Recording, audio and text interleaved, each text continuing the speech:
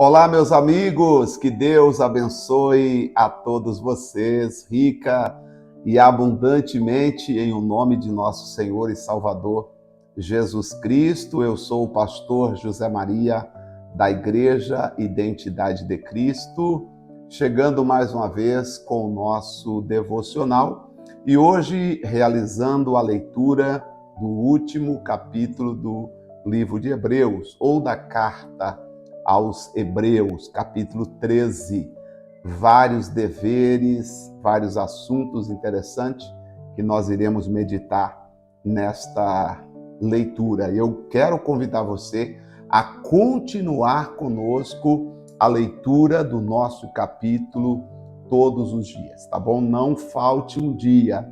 Se você não puder ler, ouvir logo pela manhã, faça durante o dia, mas não permita que o dia passe sem que você medite na palavra conosco, sem que você ouça essa palavra, leia essa palavra, pense nessa palavra e busque a orientação de Deus para a sua vida.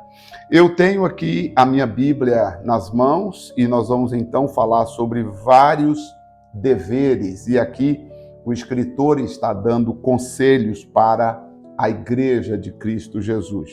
E nós vamos pegar esses conselhos e veremos quais deles serão importantes para a nossa vida diária, para o nosso dia a dia. Quero convidar você, vamos aprofundar, venha comigo estudar então a Bíblia Sagrada. Permaneça o amor fraternal. Primeiro versículo está dizendo, o amor fraternal tem que permanecer. Que amor fraternal é esse? O amor fraternal é o amor com que nós devemos amar uns aos outros. Não vos esqueçais da hospitalidade, porque por ela alguns, não sabendo, hospedaram anjos. A hospitalidade é o fato de você receber ou tratar bem as pessoas. Naquele tempo, a hospitalidade, ou ser hospitaleiro, significava quando você hospedava alguém na sua casa, era chamada de hóspede ou hospitalidade. Hoje, é claro, não é propriamente o significado de ser hospitaleiro hospedar alguém fisicamente em sua casa, mas devemos hospedar pessoas em nossos corações. Quantas pessoas você hospeda no seu coração? Quantas pessoas você as considera importante? Você considera mesmo aquela pessoa que não considera você importante? Você consegue, por amor, hospedá-la no coração? Ou seja, não rejeitar, não ter mágoa dela, não ter ressentimento? E ele disse, lembrai-vos dos presos, como se estivessem presos com eles, e dos maltratados, como sendo vós mesmos também no corpo. Isso aqui é importante, gente. Eu falo assim, lembrai-vos dos presos, como se vocês estivessem presos com eles. Ou seja, ele está mostrando que por trás de cada atitude de pessoas tem uma alma, tem um espírito ali, tem uma pessoa que merece nosso cuidado, nosso carinho. Quando eu leio este versículo, eu lembro os presos, eu lembro os maltratados, eu lembro das pessoas que estão na rua, que foram vítimas de um vício e não conseguem sair, acabaram ficando nessa vida de vivendo em situação de rua, não por uma opção delas, talvez até quando começou, foi uma opção no começo, quando ela ainda estava sóbria, mas o vício entranhou na mente da pessoa, no sistema nervoso central dela, e tornou uma doença, e hoje a pessoa não tem mais consciência e muito menos condições de voltar à vida normal, a não ser por uma ação divina, e essa ação divina vai acontecer por ajuda de muitas pessoas. Nós fizemos no final de ano, graças a você que colaborou, nós conseguimos fazer aquela última entrega de marmita do ano. Agora, eu quero convidar você para você nos ajudar, tá? Eu vou gravando este devocional hoje. Amanhã, no próximo, eu já lhe falo qual o dia da nossa ação social desse mês. Eu queria convocar você para estar conosco, fazendo parte dessa ação social e levando alimento para as pessoas, levando condição. Aqui tem um lugar que as pessoas ficam perto do lixo, chamado lixão, e várias pessoas ficam por ali. Nós queremos também lá levar um alimento para as pessoas. E sabe que às vezes nós até motivamos outras pessoas a fazer. Até achei interessante, porque tem uma igreja, a Igreja da Graça, que geralmente não faz esse tipo de trabalho, pelo menos aqui em Mato Grosso a gente não vê. E aí eu vi uma das igrejas entregando marmitas. Eu fiquei feliz, falei, nossa, que legal. De alguma forma nós motivamos algumas pessoas a fazerem coisas do tipo. E eu acho que nós pudermos ser exemplo para outros. Bendito seja o Criador por isso. O reino de Deus só vai ganhar e as pessoas só serão ajudadas. Então ele disse que nós devemos tomar cuidado das pessoas que estão precisando, né? Venerado entre todos seja o matrimônio e o leito sem mácula. Porém, aos fornicadores e aos adúlteros Deus os julgará. Falando da família, né? Venerado entre todos seja o matrimônio, ou seja, o casamento é sagrado, gente. Sabia que o casamento é sagrado? O casamento é sagrado, o casamento é algo que Deus preservou, Deus criou. E hoje, infelizmente, a sociedade tem tratado o casamento de uma forma tão vulgar, de uma forma tão, como se fosse uma coisa qualquer. Com isso, desestabiliza a própria família. Sejam os vossos costumes sem avareza, contentando-vos com o que tendes, porque ele disse, não te deixarei, nem te desampararei. Aqui ele não está dizendo que você não possa desejar ter coisas grandes, desejar ter coisas maravilhosas. Ele está dizendo que você não pode viver na avareza. O que é avareza? Avareza é a ganância, aquele desejo de ter, de possuir, só pensa em ganhar, só pensa em coisas materiais. Não é assim, a nossa vida não é só pensar em coisas materiais. Nós temos uma alma vivendo nesse corpo que precisa ser cuidada para a vida eterna, tá? Verso 6, e assim com confiança ousemos dizer, o Senhor é meu ajudador, e não temerei o que me pode fazer o homem. Lembrai-vos dos vossos pastores, olha o versículo 7, lembrai-vos dos vossos pastores que vos falaram a palavra de Deus, a fé dos quais imitai, atentando para a sua maneira de viver. Lembrai-vos dos vossos pastores. Interessante, né? Lembre-se. Poxa, meu pastor tem uma maneira bonita de viver. Então, ele está dizendo, imita essa maneira de viver dos seus pastores. Claro que isso aqui, o versículo é muito interessante e exige um pensamento, né? Sobre como tem sido a maneira como as pessoas têm vivido. Estão vivendo em Cristo, porque infelizmente hoje tem muitos pastores vivendo de maneira totalmente material, de maneira totalmente fora da palavra de Deus, infelizmente. Versículo 8, Jesus Cristo é o mesmo ontem, é o mesmo hoje e eternamente. Não deixeis levar em redor por doutrinas várias, tá? O que são doutrinas várias? São coisas que não carregam, não traz entendimento para a sua vida, pelo contrário, faz você ficar conturbado, a mente conturbada, cheia de dúvida, se segue ou se não segue, se é assim ou se não é. Várias e estranhas, porque bom é que o coração se fortifique com graça e não com alimento que de nada aproveita, mas nada aproveitam aos que a eles se entregam. Claro, nós devemos buscar o que importa para nós, segundo o versículo 9, é o alimento espiritual que traz o crescimento espiritual. Tudo aquilo que não traz crescimento espiritual para nós não tem valor. É isso que ele está dizendo. Temos um altar de que não tem direito de comer os que servem ao tabernáculo. Tá? Porque os corpos dos animais, cujo sangue é pelo pecado trazido pelo sumo sacerdote para o santuário, são queimados fora do arraial. Então esses não se pode comer. Por isso, Jesus também, para santificar o povo pelo seu próprio sangue, padeceu fora da porta, lá onde ele sofreu, né? Ele foi crucificado fora. Tá? Foi crucificado fora, lá no local onde eles fizeram esse lugar, onde ali eles sacrificavam as almas, ou as pessoas, né? Não era só. Jesus foi morto ali, mas eles tinham o costume de matar os criminosos naquele tipo de morte, morte de cruz.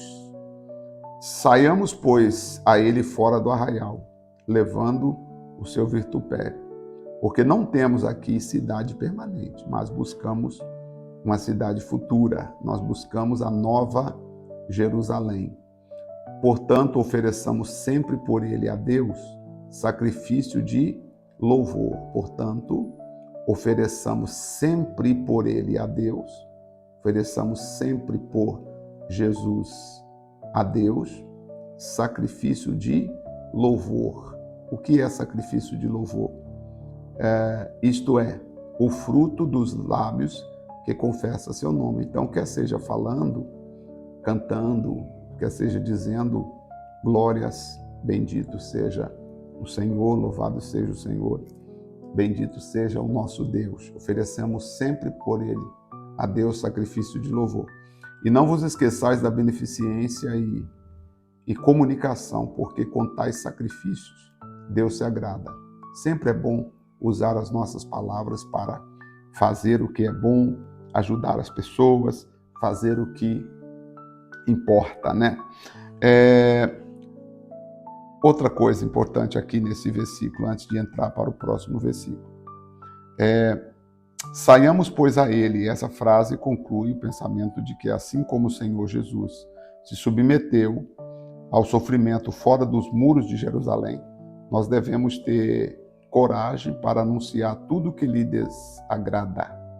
Quer dizer, renunciar, né? Melhor dizendo, renunciar tudo que o desagrada. Como um malfeitor escarnecido e humilhado, o Salvador suportou ser conduzido para fora da cidade, carregando sobre si as nossas maldições, nossos pecados, e não só nossos, mas de toda a humanidade. Quer dizer, aí nós temos que ter coragem de olhar para Jesus e dizer, não, o que é errado eu não quero na minha vida. O que é errado eu não aceito. Ou seja, por causa da fé que nós temos em Jesus, nós rejeitamos aquilo que não é bom, né? E abraçamos aquilo que é bom. Carregamos aquilo que nos edifica, aquilo que traz virtude e glória para o nome do Senhor. Embora somos falhos, pecadores, mas devemos nos esforçar para agradar a Deus dentro daquilo que está na nossa possibilidade humana. Obedecei a vossos pastores, sujeitai-vos a ele, porque velam por vossas almas, como aqueles que hão de dar conta delas, para que faça com alegria, não gemendo, porque isso não seria útil. Esse versículo 17 aqui, ele é importante. A ovelha obedecer, mas tem que ter cuidado, porque essa obediência não pode ser cega. Essa obediência tem a ver com o meu pastor pratica o que o Senhor pastor ensina. Porque Jesus é o Senhor pastor. Se o meu pastor não pratica o que o meu Senhor Jesus pastor ensina, aí a minha obediência vai diretamente ao meu Senhor pastor, né? Então, assim, eu já vi pessoas abusarem da autoridade espiritual em cima desse versículo aqui. Dizer, não, você tem que me obedecer porque eu sou o anjo da igreja, eu falei, está falado. Não, mas você falou o que está escrito. Você falou o que convém, você falou o que é santo, você falou o que é puro, você falou o que é verdadeiro. Então é isso aqui, ó. Não significa que o pastor não possa ser confrontado, ou corrigido, ou aconselhado, ou admoestado, né? Confrontado quando preciso for. Isso não quer dizer que não seja possível esse tipo de confronto. Até porque quem é perfeito? Somente Jesus. É bom se você, membro da nossa igreja, puder um dia chegar ao pastor José Maria. Eu acho que aquilo que o senhor falou esses dias não foi legal. Eu acho que o senhor não pensou bem no que o senhor falou. Se eu sou humilde, eu vou falar, nossa, me faz lembrar o que eu falei. Aí você diz, o senhor falou assim, esse assado. Eu, puxa, ô irmã, obrigado, tá? Pode deixar que eu vou tomar cuidado para não falar mais. Porque todos nós erramos em palavras. Todos nós tropeçamos em palavras. Eu lembro, já houve pessoas que às vezes você falando, dando uma explicação e faltou uma explicação, ou às vezes falamos uma coisa, de repente veio um próximo tópico que não fez muito sentido e a pessoa tem liberdade de falar, pastor, aquele dia o senhor explicou, mas acabou ficando confuso a explicação que o senhor deu assim assado. Ah, tá, então vou voltar lá, vou explicar de novo, obrigado. Isso é importante, ter essa humildade de ouvir, isso é importante. Mas tem pastor que não ouve, não, eu que tiver, Deus fala comigo, eu não tenho que ouvir ninguém, coitado. Orai por vós, ou por nós, porque continuamos que temos boa consciência, ou porque confiamos, né? Confiamos que temos boa consciência, como aqueles que em tudo queremos portar-se honestamente. Então, obedecer aos pastores, aí o versículo está dizendo, ore por nós, porque nós temos acreditado que nós temos portado com honestidade, temos sido sinceros.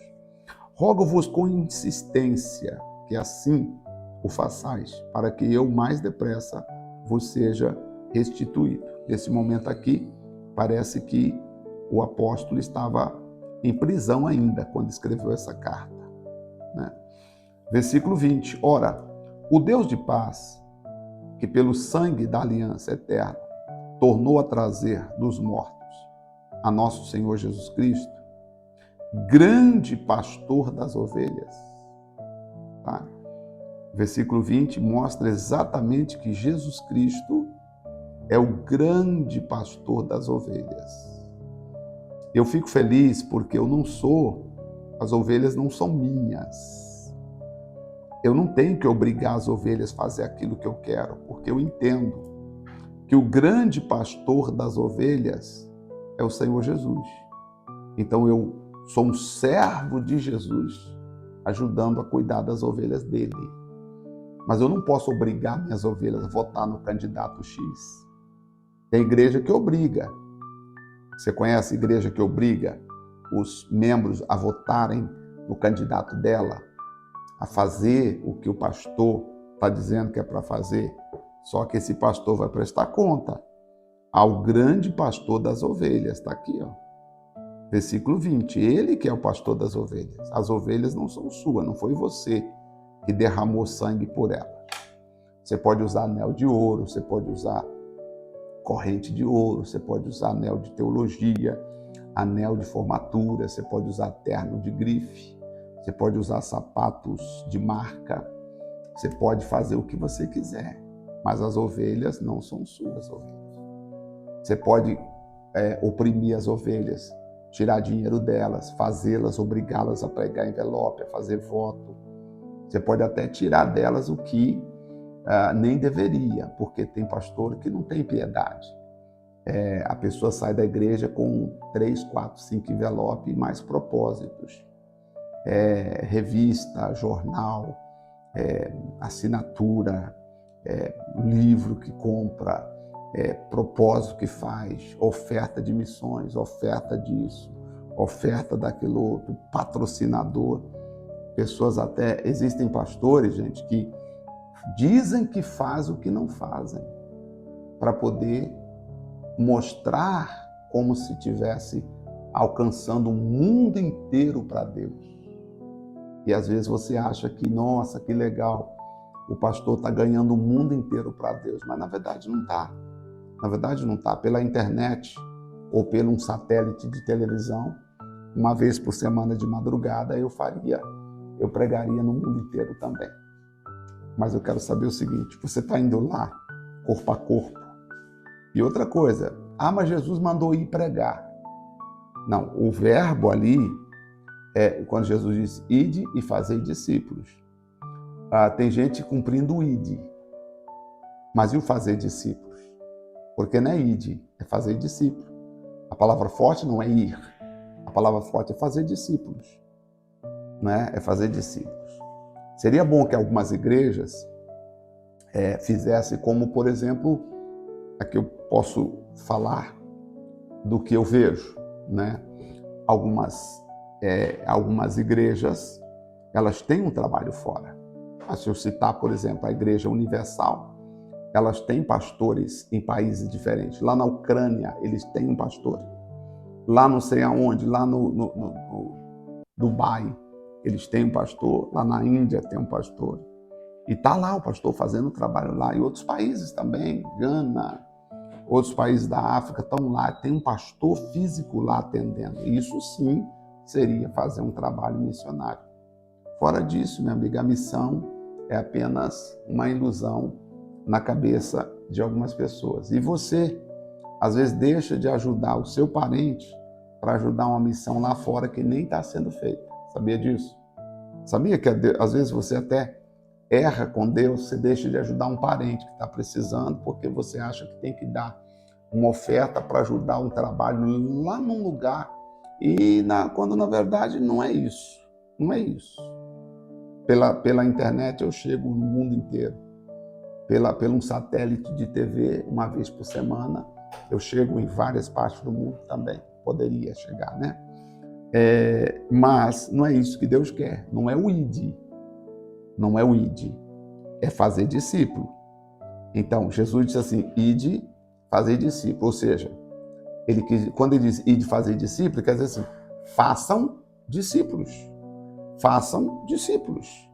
Cadê os discípulos? Mostram os discípulos formados. Aí nós vamos aplaudir, se estiver vendo os discípulos. Enquanto isso, eu sugiro que a sua ajuda primeiro sai desse peso, dessa carga que você carrega. Existem pastores que dizem, se você não dá o dízimo, você está amaldiçoado. Se você não dá o dízimo, você está devorador, está na tua vida. Aliás, se você não der o dízimo, você vai para o inferno, né? Se você não der o dízimo, você vai para o inferno. Eu até me admirei muito do missionário falar isso, dizendo, se você não dá o dízimo, você vai para o inferno.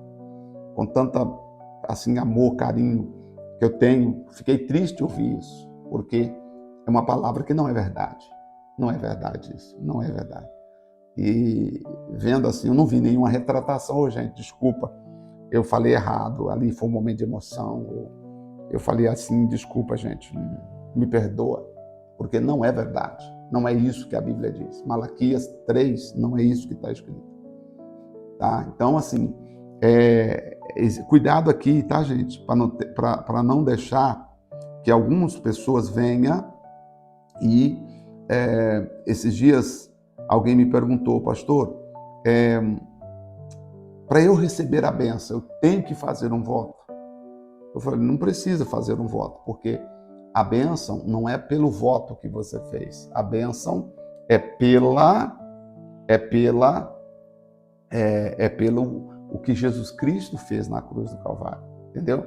A bênção é pelo que Jesus Cristo fez e não pelo que você faz, tá bom? Vamos continuar aqui. Então, estamos aperfeiçoando, disse ele, né? Operando em vós, perante Jesus Cristo. Vamos lá. Então, Jesus é o grande pastor das ovelhas. Fere as ovelhas, machuca as ovelhas. Desvia as ovelhas dele para você ver o que vai acontecer com você.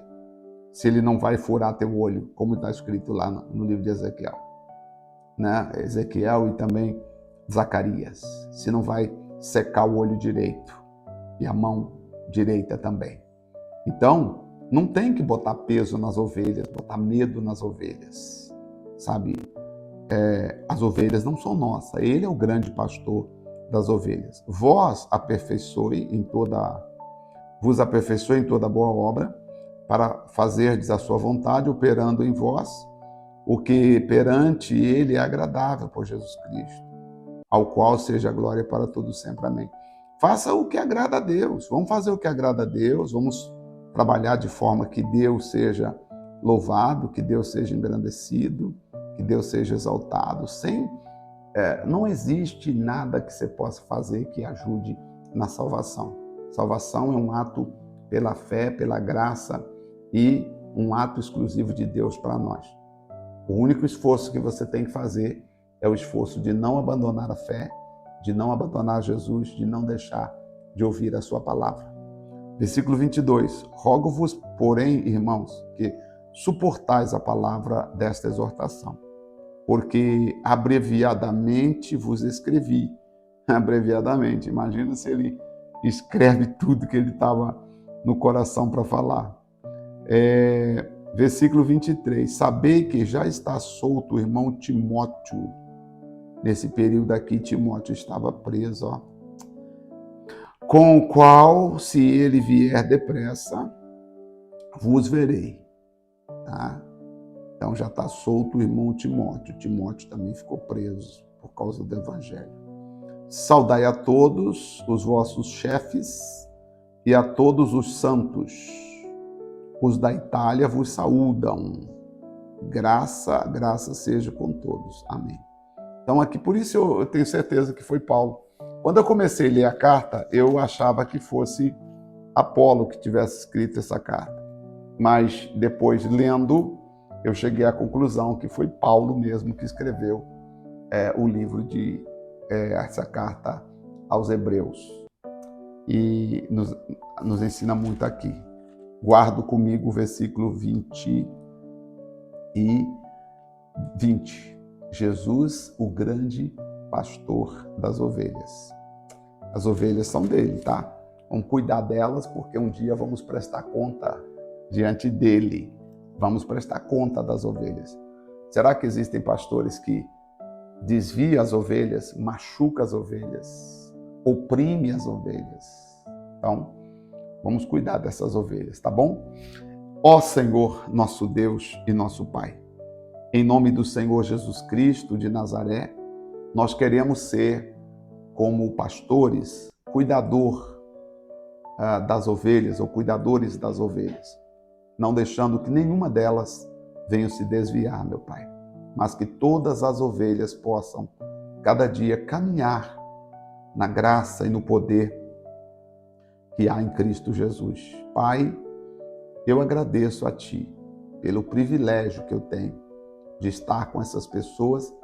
Agradeço ao Senhor pela alegria que eu tenho de estar aqui. E a minha maior alegria é saber que eu tenho pessoas comigo, lendo, acompanhando e vivendo esse momento tão sagrado, tão especial. Ó Pai Santo e Pai querido, eu te peço, em nome do Pai, do Filho e do Espírito Santo, nos ajude, nos abençoe também. Te peço, te agradeço, em nome de Jesus, para a glória de Deus. Nos ajude a ser pastores que cuidam das ovelhas. E essas ovelhas que nos assistem sejam todas fortalecidas pelo poder do Espírito Santo. Amém? E assim seja. Graças a Deus. Amém. Glórias a Deus. Eu vou terminar aqui. Deus abençoe a todos vocês. Muito obrigado pelo carinho da sua companhia. E eu volto amanhã já na Tiago. Vem aí a Epístola de Tiago. Já estamos chegando a Tiago. São 5 capítulos e vamos aprender o que Tiago tem para ensinar. Tiago pegou forte aqui. Nós vamos ver as mensagens dele. Vai nos ajudar bastante. Os capítulos não são longos e vamos crescendo na graça e no conhecimento de nosso Senhor Jesus Cristo. Deus abençoe.